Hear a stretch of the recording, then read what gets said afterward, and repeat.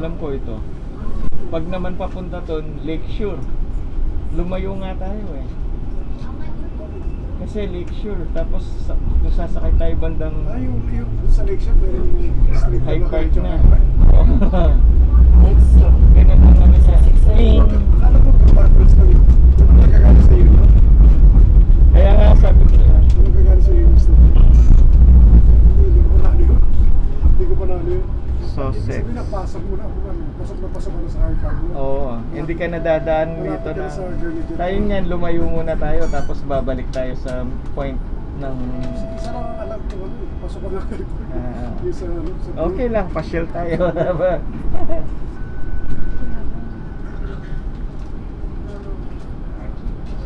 Nakabasado ko to kasi downtown eh, yung ano niya, yung route.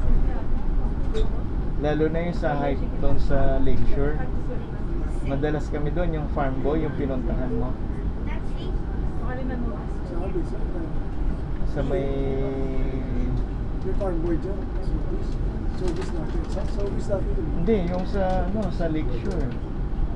Sa may Rogers Center. Yung Farm boy.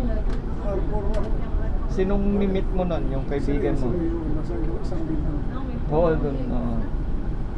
O ba, may farm boys dun sa Mm-mm. building na. Ano ko ang tawag sa building na? Harbor Front mismo tawag dun sa... Oh, Harbor Front. Harbor Front. Magandang mag-ano doon, mag-video-video.